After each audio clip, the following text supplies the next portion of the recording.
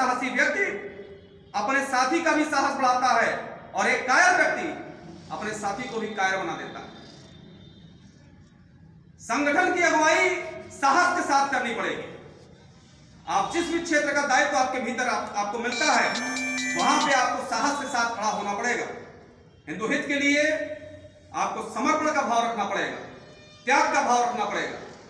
हिंदू हित के लिए और हिंदुओं में जो दबे कुचले हमारे भाई हैं, बंधु हैं, जिनके ऊपर अत्याचार अन्याय हो रहा है, जो परम पूज्य योगी आदित्यनाथ जी महाराज द्वारा संचालित व्यवस्थाओं से जिनका कोई सरोकार नहीं हो पा रहा, बिचौलिए उनके अधिकारों का हनन कर रहे हैं, ऐसे लोगों के लिए लड़ाई लड़नी पड़ेगी।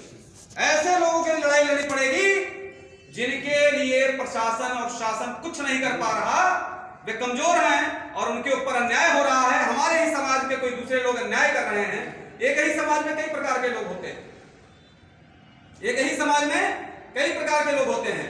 हिंदुत्व के लिए जो त्याग का भाव रखेगा वो निश्चित रूप से कभी किसी दूसरे हिंदू पर अन्याय नहीं होने देगा और न करेगा।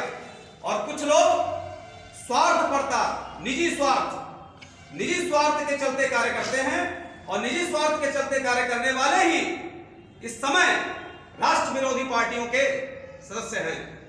कांग्रेस एक राष्ट्र विरोधी पार्टी है, सपा एक राष्ट्र विरोधी पार्टी, बसपा एक राष्ट्र विरोधी पार्टी। हिंदुओं को जातिगत आधार पर बांट करके राज करने का षड्यंत्र है इनका। हमारे गौरवशाली इतिहास को समाप्त करके, हमारे गौरवशाली इतिहास को समाप्त करके मुगलों के इतिहास को हमारे बच्चों के समक्ष रखा गया बहुत सारे वर्षों से। ताजमहल जैसे मकबरे को विश्व के अजूबों में, आश्चर्यजनक कृतियों में शामिल किया गया। कोणार्क का सूर्य मंदिर लगभग पिछले 2000 वर्षों से हिंदुत्व की गौरव गाथा गा रहा है। उड़ीसा के तटवर्ती क्षेत्र पर स्थित कोणार्क का सूर्य मंदिर 2000 वर्षों से स्थापित है। विश्व के आश्चर्यों में उसको शुमार नहीं किया गया। यह कैसा षड्यंत्र था? हिंदुओं के गौरवशाली इतिहास को मिटाने का षड्यंत्र, उसको समाप्त करने का षड्यंत्र। मीनाक्षी मंदिर पौराणिक गाथाओं से भरा हुआ है, उसका उल्लेख। ऐसा कहा जाता है कि इंद्र भगवान ने उसका निर्माण किया था। वह भवन ऐतिहासिक भवन है और बहुत ही आश्चर्यों से भरपूर है। ऐसे मंदिरों का इतिहास नहीं बताया गया हमारे बच्चों को, हमें और आपको। हमारे और इतिहास में, आपके इतिहास में क्या था? मुगल काल। मुगल काल में कौन था? Akbar the great. Akbar the great था मुगल काल में, अकबर द ग्रेट। ऐसा कायर व्यक्ति जो महाराणा प्रताप के शौर्य के सामने छुप करके कई बॉडीगार्ड्स लगा करके, अंगरक्षकों को लगा करके अपने महल में छुपा रहता था सदैव। महाराणा प्रताप से इतना भयभीत था। घास की रोटी खाने वाले ऐसे योद्धा महाराणा प्रताप, अपने धर्म के लिए, अपनी मातृभूमि के लिए इतना बड़ा त्याग करने वाले, उनका इतिहास हम लोगों से छिपाया गया ना। कौन जानता है महाराणा प्रताप का इतिहास? छत्रपति शिवाजी, कोई जानता है क्या उनके विषय? अब हम जानने लगे। जब जागरूकता आई तब से हमें कुछ ना कुछ जानकारियां प्राप्त होने लगी। तो मेरे कहने का तात्पर्य यह है कि हमारे ही समाज में से कई जयचंद और मान सिंह भी पैदा हुए, जिन्होंने पृथ्वीराज चौहान जैसे योद्धाओं के साथ धोखा किया, गद्दारी की। ऐसे भी पैदा हुए। वही मानचंद और जयचंद और मान सिंह वही आज भी कांग्रेस और सपा बसपा जैसी पार्टियों को अपने निजी स्वार्थ हेतु मजबूत करने में लगे हैं और हमें जाति आधार पर बांटने का प्रक्रम करने का प्रयास कर रहे हैं। कहीं ब्राह्मणवाद फैलाते हैं, कहीं क्षत्रियवाद फैलाते हैं, कहीं दलितवाद फैलाते हैं, कहीं पिछड़ावाद और अगलावाद। ऐसा भी बहुत सारी प्रक्रियाएं चल रही हैं और हमें जाति आधार पर बांटने का प्रक्रम प्रारंभ है। हमारे एकजुटता का बहुत बड़ा प्रतिफल सामने आया। हम जब एकजुट हुए तो बहुत बड़ा प्रतिफल हमारे सामने समक्ष आया। हमारी एकजुटता का यह प्रमाण है कि विगत 5 अगस्त सन 2020 को श्री राम मंदिर का शिलान्यास हुआ। यह एकजुटता का प्रमाण है। हमारी एकजुटता का प्रमाण है कि उत्तर प्रदेश में हिंदू हृदय सम्राट परम पूज्य योगी आदित्यनाथ जी महाराज मुख्यमंत्री बन करके हमारा नेतृत्व कर रहे हैं, हमारा संरक्षण कर रहे हैं, ये हमारी एकजुटता का प्रमाण है। हमारी एकजुटता का ही प्रमाण है कि केंद्र में नरेंद्र मोदी प्रधानमंत्री के रूप में, नरेंद्र मोदी जी प्रधानमंत्री के रूप में अपने कार्यों को संचालित कर रहे हैं और हिंदू हित के लिए कार्य करने में सक्षम हो पा रहे हैं। धारा 370 हटाई गई, ये हमारी एकजुटता का प्रमाण है। उत्तर प्रदेश में पिछले 3.5 वर्षों के दरमियान किसी भी हिंदू उत्पीड़न का कार्य हुआ क्या? कोई हिंदू उत्पीड़ित हुआ? कैराना जैसा कांड हुआ? कैराना से उत्तर प्रदेश 22 करोड़ आबादी वाला उत्तर प्रदेश, जिसमें लगभग 14 करोड़ से ज्यादा बढ़कर के हिंदुओं की आबादी है, ऐसे प्रदेश के एक किसी गांव में कैराना से हिंदू पलायन करने पे मजबूर हो गए। हिंदू हिंदुस्तान में ही डर के भाग रहा है। कितनी बड़ी भारी विडंबना थी ऐसी पार्टियों के शासनकाल में। परंतु जब से योगी आदित्यनाथ जी महाराज की सत्ता आई, तब से कोई भी हिंदू कहीं से पलायन करने पे मजबूर हुआ क्या? किसी प्रकार का कोई दंगा हुआ क्या? कोई दंगा हुआ नहीं। किसी ने कोई दंगा कोई कर पाया? दंगा करने का बहुत बड़ी साजिश थी, लेकिन दंगाइयों के साथ ऐसा कानून लगा दिया गया, ऐसा एक्ट लगाया गया कि किसी भी दंगाई की हिम्मत नहीं पड़ी कि वह दंगा कर सके, हिंदुओं का उत्पीड़न कर सके। तो अभी भी हम बहुत ज्यादा अच्छी तरह से संगठित नहीं हो पाए हैं। आज भी बहुत कमियां, अभी हम 40% केवल संगठित हुए। अभी तो भारत को हिंदू राष्ट्र बनाना है, और भारत को हिंदू राष्ट्र बनाने के लिए समस्त हिंदुओं को संगठित होना पड़ेगा। समस्त हिंदुओं को संगठित होकर के अपने मोबाइल में थोड़ा स्विच ऑफ कर ले, वो कर ले, साइलेंट कर ले। हाँ, समस्त हिंदुओं को संगठित होकर के हमें आगे बढ़ने का कार्य करना होगा।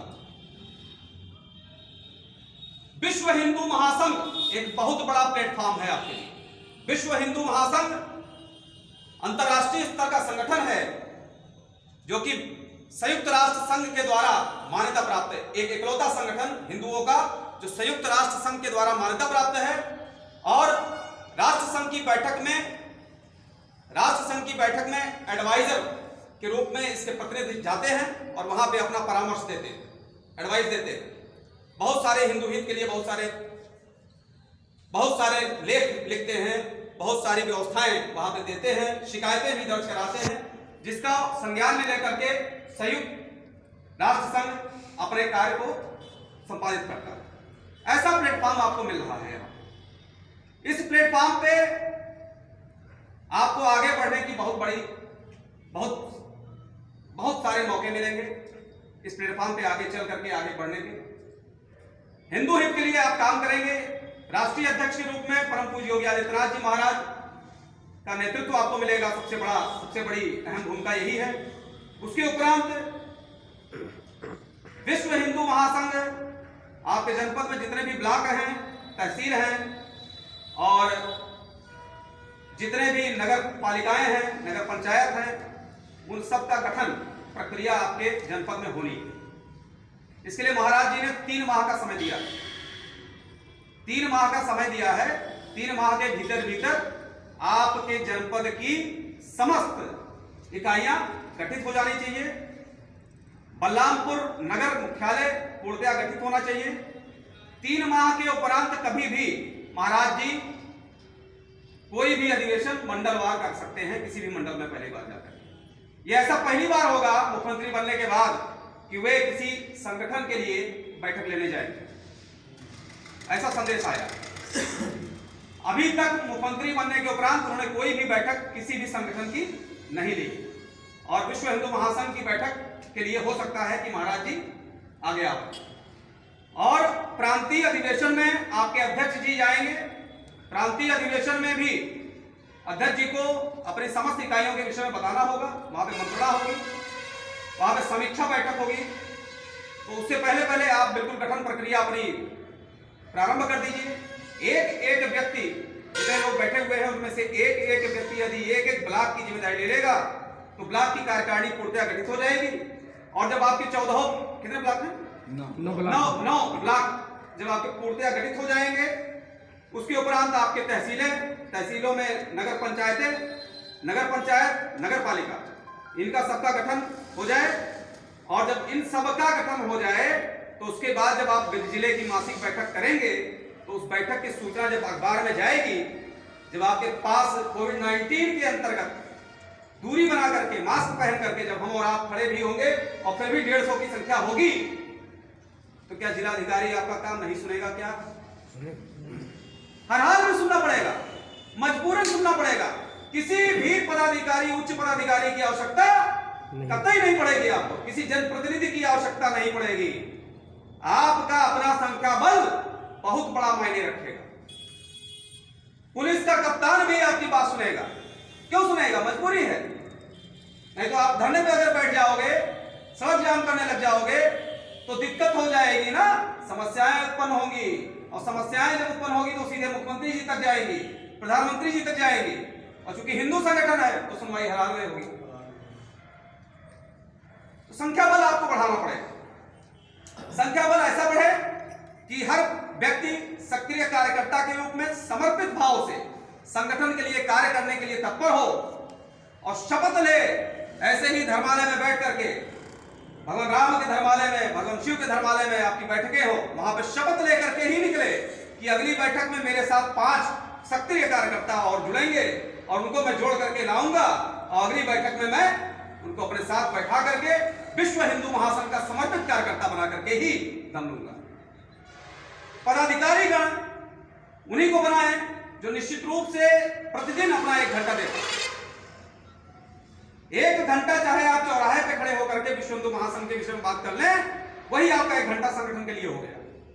कोई स्पेशली आपको 1 घंटा उसकी बैठक नहीं करनी। 4 आदमी आप फोटो में बैठ के चाय पीते हुए आप विश्व हिंदू महासंघ के विषय में बात कर लें, वो आपका काम हो गया। आपको प्रचार प्रसार ही तो करना है, हिंदुओं का प्रचार प्रसार, हिंदू संगठन का प्रचार प्रसार, अपने धर्मालय का प्रचार प्रसार। मैंने यहाँ पे मीनाक्षी मंदिर, सूर्य मंदिर और कई मंदिरों के नाम लिए, तो अपने हिंदू धर्म का ही तो प्रचार कर रहा हूं। यही करना है, यही आपको भी करना है। प्रचार प्रसार करना है, अपने विचारों की क्रांति का प्रचार प्रसार करना है।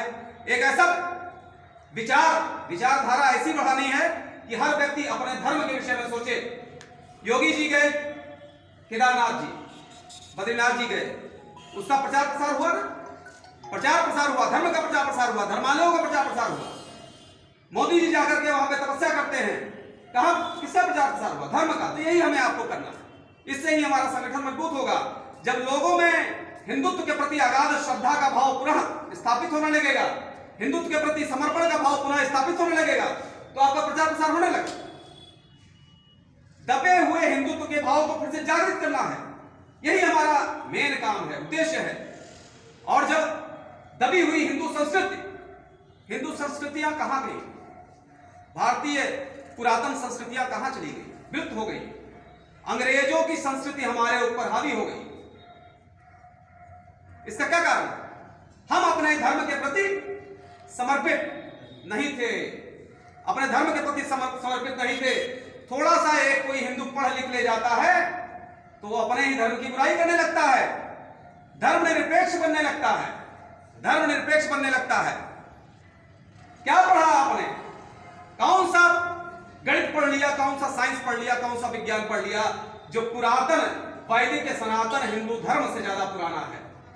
नवग्रह, हमारे सनातन वैदिक धर्म में नवग्रह तब पता लग गया था नवग्रहों के विषय में जब जानवर के रूप में अंग्रेज जंगलों में विचरण कर रहे थे। तब हमने नवग्रह के विषय में जान करके ज्योतिष विद्या और पंचांग अपना रच लिया था, हमारे पूर्वजों ने रच लिया था। बहुत बड़ा धर्म है ये। क्या पढ़ा आपने? कुछ नहीं पढ़ा। जब आप वैदिक सनातन धर्म के विषय में नहीं जान पाए तो आप कुछ नहीं पढ़ पाए। मैनेजमेंट, सबसे पुराना मैनेजमेंट अथर्ववेद में लिखा गया, और वह अगर ठीक से आप पढ़ लेंगे तो आज के मैनेजमेंट सब बेकार, कितना भी बड़ा MBA होल्डर हो, सब बेकार हो जाए। अथर्ववेद ठीक से पढ़ लेंगे। संगीत की विधा सामवेद में दर्ज है। और कब लिखा गया सामवेद? कोई जानता है क्या? कोई बता दे, कोई वैज्ञानिक ढूंढ के निकाल दे कब लिखा गया? आदिकाल से है। योग की विधा आज योग, बाबा रामदेव ने योग का प्रचार प्रसार किया, लेकिन उसका उन्होंने व्यवसायीकरण करना प्रारंभ कर दिया। योग की विधा आदि योगी परम पूज्य भोलेनाथ जी महाराज के द्वारा उत्पादित की गई, उनके द्वारा संचालित की गई, और वही योग आज आपको प्रचंड बीमारियों से बचाने का कार्य करेगा। अगर आपको कैंसर है तो अगर यदि आप योग करना शुरू कर देंगे तो कैंसर समाप्त हो जाएगा। ऐसा प्रूव हुआ है, सिद्ध हुआ है।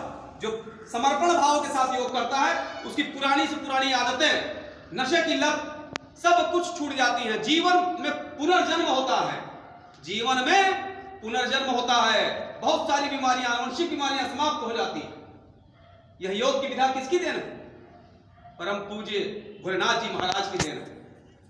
तो इससे बड़ा पुराना इतिहास और पढ़ा लिखा इतिहास क्या होगा? अगर पढ़ लिख करके आपने हिंदू धर्म को नहीं पहचाना तो आपकी पढ़ाई लिखाई सब बेकार है।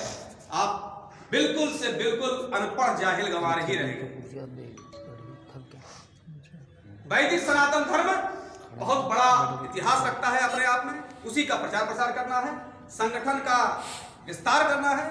आप सभी आज यहाँ पे यह शपथ लेकर के मंदिर में, इस धर्मालय में यह शपथ लेकर के जाएंगे।